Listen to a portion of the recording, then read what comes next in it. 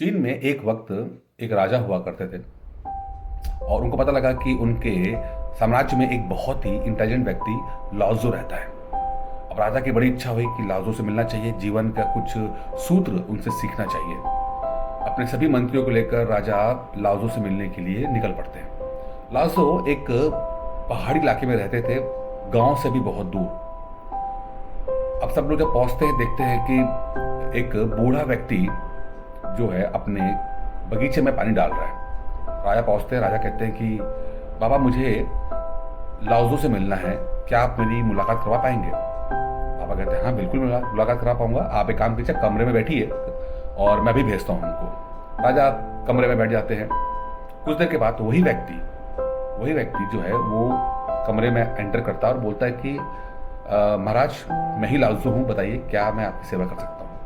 राजा बड़ा हैरान होता है, कहते हैं यार अगर आप ही लाओज़ू थे तो आपने मुझे पहले क्यों नहीं बताया? लाओज़ू कहता है कि जब आपने मुझसे मुलाकात की तो आपने मेरे बहुत ही साधारण कपड़े और साधारण कार्यों को देखते हुए ये एंटिसिपेट कर लिया कि मैं लाओज़ू तो हो ही नहीं सकता, क्योंकि मैं बहुत ही साधारण कार्य कर रहा था। खैर, आपको क्या जानना है?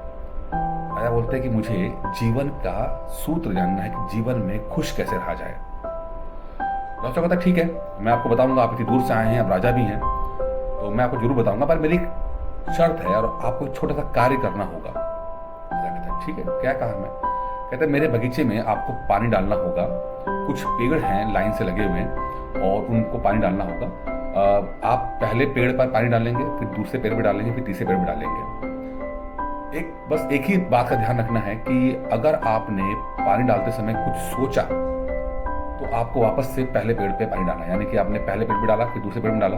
और अगर आपके मन में कोई विचार आया फ्यूचर का या पास्ट का तो आपको वापस से पहले पेड़ पर पानी डालना होगा।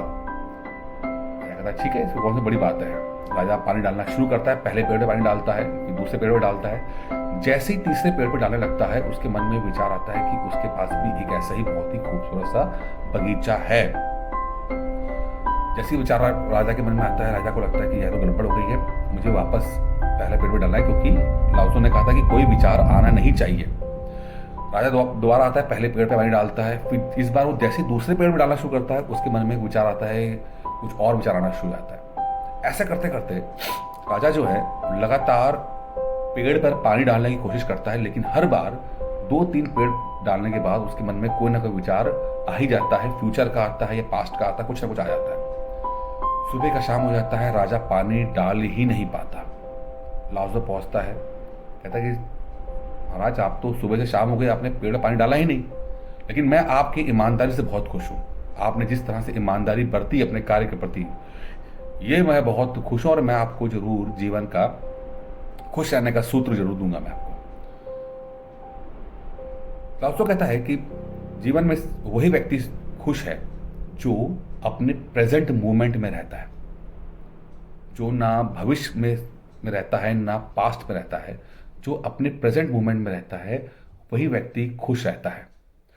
कोई भी कार्य करते समय चाहे वो कितना भी छोटा क्यों ना हो, भले ही वो पेड़ों में पानी डालने जैसा कार्य क्यों ना हो, अगर वो व्यक्ति उस मोमेंट में जब तक है कि वो पेड़ में पानी डाल रहा है, ये नहीं कि फिजिकली जो है वो उस समय तो मौजूद है, उसका जो शरीर है वो मैकेनिकली काम कर रहा है, बट दिमाग जो है वो कहीं और किसी और दुनिया में है, तब तक वो खुश नहीं रह सकता। अगर व्यक्ति और उसका दिमाग मन एक ही जगह पर एक ही समय पर हैं तो वो कार्य छोटा नहीं रहता, उस काम में भी वो एंजॉय करेगा, खुश रहेगा और वो काम को पूरी तरीके से ठीक से कर पाएगा।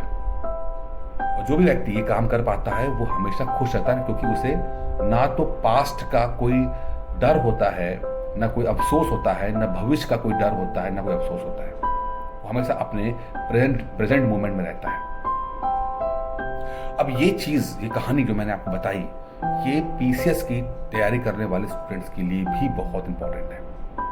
जब भी लोग सिविल की तैयारी करते हैं वो एक छोटी सी बात को समझ नहीं पाते। उनको लगता है कि बुक्स या कोचिंग या ताम झाम से सफलता मिलती है, इसीलिए उनके घरों में बहुत सारे किताबें होती हैं, बहुत सारे नोट्स होते हैं, बहुत सारे चैनल सब्सक्राइब किए होते हैं, वीडियोस लगातार देख रहे होते हैं, कभी इस टॉपर का कभी उस टॉपर का। लेकिन अगर उनके दिमाग को ठीक से समझा जाए तो वो एक मूवमेंट में तो रहते ही नहीं है। किताब भले ही खुली रहेगी, कोई सी भी किताब खुली, चाहे कितनी अच्छी किताब क्यों ना हो, वो उससे पढ़ते से पढ़ते ही उनके दिमाग में हमेशा ये चलता है कि ये किताब क्या सफिशिएंट रहेगी। ऐसा तो नहीं कि टॉपर कुछ और पढ़ रहा है और मैं कुछ और पढ़ रहा हूँ। अगर मान लो किसी ने कोचिंग ज्वाइन कर रखी है, किसी टीचर से पढ़ भी रहा है, तो उसका दिमाग में हमेशा रहता है कि क्या मैं सही टीचर से पढ़ रहा हूँ। ऐसा तो नहीं है कि टीचर मुझे अच्छा नहीं पढ़ा रहा हो, कोई और टीचर अच्छा पढ़ा रहा है। ये जो थॉट प्रोसेस है, ये लगातार दौड़ाता रहता है, एक जगह से दूसरी जगह, दूसरी जगह से तीसरी जगह, और यही चीज के कारण लोगों की सारी एनर्जी और टाइम निकल जाता है। इतना एक्सपीरियंस मुझे है पढ़ाने का, और जब मैंने देखा कि लोग जो हैं वो पीसीएस इसलिए नहीं बन पाते कि वो इंटेलिजेंट नहीं है। ऐसा तो है ही नहीं, क्योंकि आप सब में बराबर से इंटेलिजेंसी है, सब लोग आप बराबर से इंटेलिजेंट हो, मेहनत भी बहुत करते हो, बट आपका माइंड सेट सही ना होने के कारण आपका जो थॉट प्रोसेस है वो लगातार इतना डिस्टर्ब रहता है, आप एक जगह स्थिर नहीं रहते हो। इस कारण से आप कभी भी किसी भी चीज पे बिलीव नहीं कर पाते, रुक नहीं पाते, और क्या होता है, इस कारण से आप इधर से उधर भागते रहते हो, और अंततः सारी एनर्जी, सारा टाइम सब बर्बाद हो जाता है। तो सिविल की तैयारी करते समय आप भले 2 किताबें कम पढ़ो, टीचर के लेक्चर कम पढ़ो, बट एक सही माइंडसेट के साथ तैयारी करो।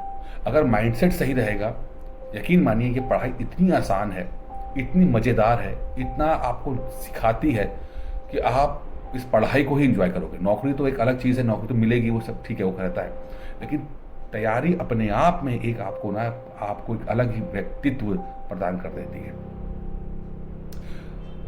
आप लोग में से बहुत सारे लोग सिविल की तैयारी करते समय बहुत परेशान रहते हैं। अगर आपके दिल में भी कुछ ऐसा थॉट चलते हैं, कुछ ऐसी समस्या आ रही हैं और आप चाहते हैं कि बातें शेयर करना, तो मैंने नंबर यहाँ पे दे रखा है, आप चाहें तो बात कर सकते हैं। जो भी आपके मन में पीसीएस की तैयारी को लेकर डाउट्स हैं, उसको हम डिस्कस कर सकते हैं, बात कर सकते हैं। और यकीन मानिए, बात करने से बात बनती है।